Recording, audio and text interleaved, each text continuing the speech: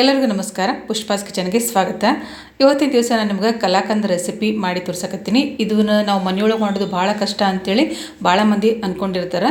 ಬೇಕ್ರಿ ಒಳಗೆ ಮಾತ್ರ ಇದು ಚಲೋತಂಗೆ ಮಾಡೋಕ್ಕೆ ಬರ್ತೈತಿ, ನಾವು ಮನೆಯೊಳಗೆ ಮಾಡೋದಕ್ಕೆ ಆಗೋದಿಲ್ಲ ಅಷ್ಟೊಂದು ಚಲೋತಂಗೆ ಅಂತ ನಿಮಗೆಲ್ಲ ಅನಿಸಿರ್ಬೋದು. ಆದರೆ ಇವತ್ತಿನ ದಿವಸ ನಾನು ಅಗದಿ ಸರಳವಾದ ವಿಧಾನದೊಳಗೆ ಈ ಕಲಾಕಂದನ ಹೆಂಗೆ ಮಾಡೋದು ಅಂತೇಳಿ ನಿಮಗೆಲ್ಲ ತೋರಿಸ್ಕೊಟ್ಟಿನಿ. ದಯವಿಟ್ಟು ವಿಡಿಯೋನ ಸ್ವಲ್ಪ ಸ್ಕಿಪ್ ಮಾಡಲಾರ್ದಂಗೆ ಪೂರ್ತಿಯಾಗಿ ನೋಡಿರಿ. ಮೊದಲಿಗೆ ನಾನು ಇಲ್ಲೊಂದು ನಾನ್ ಸ್ಟಿಕ್ ಪ್ಯಾನ್ ತೊಗೊಂಡಿನಿ. ಇದಕ್ಕೆ 2 ಕಪ್ನಷ್ಟು ಮಿಲ್ಕ್ ಪೌಡ್ರ್ ಹಾಕ್ಕೊಂಡಿನಿ. 2 ಕಪ್ ಮಿಲ್ಕ್ ಪೌಡರ್ಗೆ 1 ಕಪ್ನಷ್ಟು ನೀರನ್ನು ಸೇರಿಸ್ಕೊಳ್ರಿ ಮತ್ತು ಅರ್ಧ ಕಪ್ನಷ್ಟು ಸಕ್ಕರೆಯನ್ನು ಸೇರಿಸ್ಕೊಳ್ರಿ. ಯಾಕಂದ್ರೆ ಇದು ಮಿಲ್ಕ್ ಪೌಡರ್ ಉಪಯೋಗಿಸ್ಕೊಳಕತ್ತೀನಲ್ಲ ನಾನು, ಅದಕ್ಕೆ ಅದರೊಳಗೂ ಕೂಡ ಸ್ವೀಟ್ ಇರ್ತೈತಿ. ಶುಗರ್ನ ಅದಕ್ಕೆ ನೋಡ್ಕೊಂಡು ತೊಗೊಳ್ರಿ.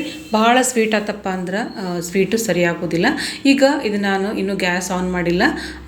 ಇದು ಗ್ಯಾಸ್ ಆನ್ ಮಾಡ್ಲಾರ್ದನ ಇದನ್ನು ಚಲೋ ತನಕ ಇದನ್ನು ಬೀಟ್ ಮಾಡ್ಕೊಳ್ರಿ.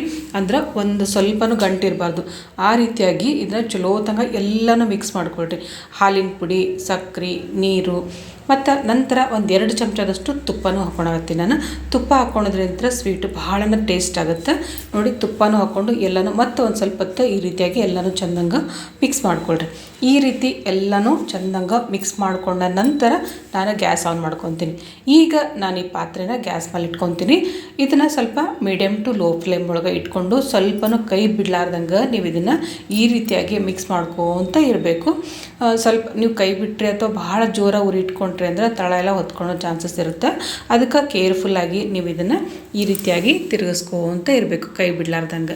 ನಂತರ ಇದು ಹಾಲೆಲ್ಲ ಬಿಸಿ ಆಗುತ್ತಲ್ಲ, ನಂತರ ಸ್ವಲ್ಪ ಒಂದು ಅರ್ಧ ನಿಂಬೆಹಣ್ಣಷ್ಟನ್ನು ಇದ್ರ ಜೊತೆಗೆ ಹಿಂಡ್ಕೊಳ್ರಿ. ವಿನೆಗರ್ ಇದ್ದರೆ ಅದನ್ನು ಹಾಕ್ಕೊಳ್ರಿ, ಇಲ್ಲಾಂದ್ರೆ ಈ ರೀತಿ ಮನೆಯೊಳಗಿರುವಂಥ ನಿಂಬೆಹಣ್ಣನ್ನು ಇದ್ರೊಳಗೆ ಹಿಂಡ್ಕೊಳ್ರಿ. ನಿಂಬೆಹಣ್ಣು ಹಿಂಡ್ಕೊಂಡ ನಂತರ ಇದು ಸ್ವಲ್ಪ ಒಡ್ದಂಗೆ ಆಕೈತಿ ನೋಡಿರಿ. ಈ ರೀತಿಯಾಗಿ ಸ್ವಲ್ಪ ಒಡ್ದಂಗೆ ಆಕೈತಿ. ನೀವು ಇದು ಕಲಾಕಂದನ್ನು ಹಾಲು ಉಪಯೋಗಿಸ್ಕೊಂಡು ಬೇಕಿದ್ರೂ ಮಾಡ್ಕೋಬೋದು ಮತ್ತು ಮಿಲ್ಕ್ ಪೌಡ್ರ್ ಉಪಯೋಗಿಸ್ಕೊಂಡು ಕೂಡ ನೀವು ಮಾಡ್ಕೋಬೋದು.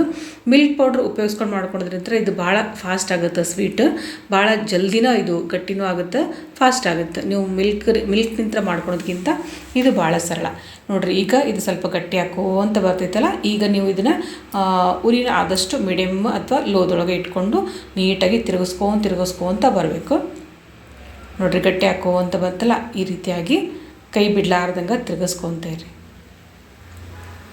ನೋಡಿರಿ. ಎಲ್ಲನೂ ಸುತ್ತೋದು ಈ ರೀತಿಯಾಗಿ ತೊಗೊಳ್ರಿ. ಸ್ವಲ್ಪ ಇದು ಹದ ನಮಗೆ ಕರೆಕ್ಟಾಗಿ ಹೆಂಗೆ ಬಂದಿತ್ತಪ್ಪ ಅಂತ ಗೊತ್ತಾಗುತ್ತಂದ್ರೆ ಇದು ತಳ ಬಿಡೋದಕ್ಕೆ ಸ್ಟಾರ್ಟ್ ಆಗೈತೆ ನೋಡಿರಿ. ಆವಾಗ ನಮಗಿದು ಕರೆಕ್ಟಾಗಿ ಹದ ಬಂದಿದೆ ಅಂತ ಗೊತ್ತಾಗುತ್ತೆ. ಸ್ವಲ್ಪ ಏಲಕ್ಕಿ ಪುಡಿ ಹಾಕ್ಕೊಳ್ರಿ. 1-2 ಏಲಕ್ಕಿ ಜಜ್ಜಿಟ್ಕೊಂಡಿದ್ದೆ, ಏಲಕ್ಕಿ ಹಾಕ್ಕೊಂಡೀನಿ. ಈಗ ನೋಡಿರಿ ತಳ ಎಲ್ಲ ಬಿಟ್ಕೊಂತ ಬಂತು ನೋಡಿರಿ. ಗಟ್ಟಿ ಹಾಕೋಂತ ಬರ್ತೈತಿ ಮತ್ತು ತಳ ಬಿಟ್ಕೊಂತ ಬರ್ತೈತಿ ನೋಡಿರಿ. ಈಗ ಪರ್ಫೆಕ್ಟಾಗಿ ಆಯ್ತು ನೋಡಿರಿ. ಈ ರೀತಿ ಆತಪ್ಪ ಅಂದ್ರೆ ನಮ್ಮದು ಕರೆಕ್ಟ್ ಕಲಾಕಂದದ್ದು ಒಂದು ಹದ ಬಂತಪ್ಪ, ಟೆಕ್ಸ್ಚರ್ ಬಂತು ಅಂತ ಗೊತ್ತಾಕೈತೆ ನಮ್ಗೆ ನೋಡಿರಿ. ಈ ರೀತಿ ಆತಪ್ಪ ಅಂದ್ರೆ ನಾನಿಲ್ಲೇ ಮೊದಲಿಗೆ ಒಂದು ಪಾತ್ರೆಗೆ ಸ್ವಲ್ಪ ತುಪ್ಪ ಹಚ್ಕೊಂಡು ಪೂರ್ತಿಯಾಗಿ ಇದನ್ನು ತಟ್ಟೆಗೆಲ್ಲ ಸ್ಪ್ರೆಡ್ ಮಾಡಿ ಇಟ್ಕೊಂಡಿನಿ. ಈಗ ಇದು ಕಲಾಕಂದದ್ದು ಇದು ಐತಲ್ಲ ಮಿಶ್ರಣನ ಇದ್ರ ಜೊತೆಗೆ ಹಾಕ್ಕೊಂಡು ಇದನ್ನು ತಟ್ಟೆ ತುಂಬ ಸವರ್ಕೋಬೇಕು. ಇಲ್ಲಾಂದರೆ ನೀವು ಬಟರ್ ಪೇಪರ್ ಇತ್ತಪ್ಪ ಅಂದ್ರೆ ಒಂದು ಮೌಲ್ಡ್ಗೆ ಬಟರ್ ಪೇಪರನ್ನು ಹಾಕ್ಕೊಂಡು ಅದ್ರ ಮೇಲೆ ಕೂಡ ನೀವು ಇದನ್ನು ಮಾಡ್ಕೋಬೋದು. ಈ ರೀತಿಯಾಗಿ ಒಂದು ತಟ್ಟೆಗೆ ತುಪ್ಪ ಹಚ್ಕೊಂಡು ನಾನು ಇದನ್ನು ಚಲೋ ತಂಗ ನೀಟಾಗಿ ಸ್ವಲ್ಪ ಬಿಸಿ ಇರುತ್ತಲ್ಲ, ಸ್ಪೂನ್ ಸಹಾಯದಿಂದ ನೀವು ಇದನ್ನು ಅಗಲ ಮಾಡ್ಕೊಳ್ರಿ. ಈ ರೀತಿಯಾಗಿ ಸ್ಪೂನ್ ಸಹಾಯದಿಂದ ಅಗಲ ಮಾಡ್ಕೊಳ್ರಿ. ಸ್ವಲ್ಪ ಆರ್ತಪ್ಪ ಅಂದ್ರೆ ಬೇಕಿದ್ರೆ ಕೈಯಿಂದ ಕೂಡ ನೀವು ಇದನ್ನು ನೀಟಾಗಿ ಸ್ಕ್ವೇರ್ ಆಕಾರದೊಳಗೆ ಅಥವಾ ರೌಂಡ್ ಒಳಗೆ ನಿಮ್ಗೆ ಯಾವ ಶೇಪ್ ಬೇಕಲ್ಲ ಆ ಶೇಪ್ ಒಳಗೆ ಇದನ್ನು ನೀಟಾಗಿ ಮಾಡ್ಕೋಬೋದು ನೋಡಿರಿ. ಸ್ವಲ್ಪ ಆರಿದ ಮೇಲೆ ಸ್ವಲ್ಪ ಕೈಗೆ ತುಪ್ಪ ಹಚ್ಕೊಂಡು ಈ ರೀತಿಯಾಗಿ ನೀಟಾಗಿ ಮಾಡ್ಕೊಳ್ರಿ. ಈ ರೀತಿ ಮಾಡ್ಕೊಂಡ ನಂತರ ಇದನ್ನು 1-2 ತಾಸಾದರೂ ನೀವು ಬಿಡಬೇಕಾಕೈತಿ ಮಿನಿಮಮ್. ಇದು ಗಟ್ಟಿಯಾಗಿ ಒಂದು ಹದಕ್ಕೆ ಬರಬೇಕಪ್ಪ ಅಂದ್ರೆ ನೋಡಿರಿ. ಈಗ ಸ್ವಲ್ಪ ಡ್ರೈ ಫ್ರೂಟ್ಸ್, ಪಿಸ್ತಾ ಮತ್ತು ಬಾದಾಮು ಮತ್ತು ಗೋಡಂಬಿ ಕಟ್ ಮಾಡಿ ಇಟ್ಕೊಂಡಿದ್ದೆ, ಅದನ್ನು ಇದ್ರ ಮೇಲೆಲ್ಲ ಹಾಕ್ಕೊತೀರಿ. ಹಾಕ್ಕೊಂಡು ಒಂಚೂರ ಪ್ರೆಸ್ ಮಾಡ್ಕೊಳ್ರಿ. ಅಂದ್ರೆ ಒಳಗಡೆ ಎಲ್ಲ ಅದು ನೀಟಾಗಿ ಅಂಟ್ಕೊಂಡ ನಂತರ 1-2 ತಾಸು ಆದರೂ ನೀವು ಇದನ್ನು ಮಿನಿಮಮ್ ಬಿಡಲೇಬೇಕು. ನಿಮ್ಗೆ ಸ್ವಲ್ಪ ಅರ್ಜೆಂಟ್ ಐತಪ್ಪ ಅಂದ್ರೆ ಒಂದು ಅರ್ಧ ತಾಸು ಅಥವಾ ಒಂದು 45 ನಿಮಿಷ ಅದನ್ನು ಫ್ರೀಝರ್ ಒಳಗೆ ಇಟ್ಕೊಂಡು ಬರ್ರಿ, ಅಂದರೆ ಸ್ವಲ್ಪ ಜಲ್ದಿ ಆಗುತ್ತೆ. ಈಗ ಇದನ್ನು ನೀವು ಯಾವ ಶೇಪ್ ಬೇಕೋ ಆ ಶೇಪ್ ಒಳಗೆ ಕಟ್ ಮಾಡ್ಕೋಬೋದು. ಸ್ಕ್ವೇರು, ಟ್ರಯಾಂಗಲ್ಲು, ರೌಂಡ್ ಯಾವ ಶೇಪ್ ಒಳಗೆ ಬೇಕಾದರೂ ನೀವು ಕಟ್ ಮಾಡ್ಕೊಂಡು ತಿನ್ಬೋದು. ಇಷ್ಟು ಟೇಸ್ಟಿಯಾಗಿರುತ್ತಲ್ಲ ಇದು. ನಾವು ಬೇಕ್ರಿ ಒಳಗೆ ಹೆಂಗೆ ತಿಂದಿರ್ತೀವಲ್ಲ ಅದಕ್ಕಿಂತ ಟೇಸ್ಟ್ ಆಗುತ್ತೆ ಅಂದ್ರೂ ಪರವಾಗಿಲ್ಲ.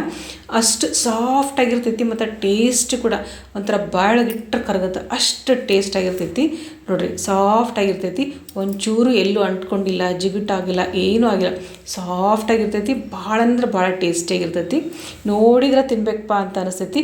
ನಾವು ಬೇಕರಿ ಒಳಗೆ ತೊಗೊಂಡು ಬಂದು ತಿನ್ನೋದಕ್ಕಿಂತ ಈ ರೀತಿಯಾಗಿ ನಾವು ಮನೆಯೊಳಗೆ ಸರಳವಾದ ವಿಧಾನದೊಳಗೆ ಮಾಡ್ಕೊಂಡು ತಿಂದ್ವಿ ಅಂದ್ರೆ ಭಾಳ ಚಲೋ ಅನಿಸುತ್ತೆ. ನೋಡಿದ್ರಲ್ಲ ಫ್ರೆಂಡ್ಸ್, ಇವತ್ತಿನ ದಿವಸ ಕಲಾಕಂದ್ ರೆಸಿಪಿ ನಾನು ಸರಳವಾದ ವಿಧಾನದೊಳಗೆ ನಿಮಗೆಲ್ಲ ತೋರಿಸ್ಕೊಟ್ಟಿನಿ. ವಿಡಿಯೋ ಇಷ್ಟ ಆದರೆ ಲೈಕ್ ಮಾಡಿರಿ, ಶೇರ್ ಮಾಡಿರಿ ಮತ್ತು ಸಬ್ಸ್ಕ್ರೈಬ್ ಮಾಡಿರಿ. Thank you.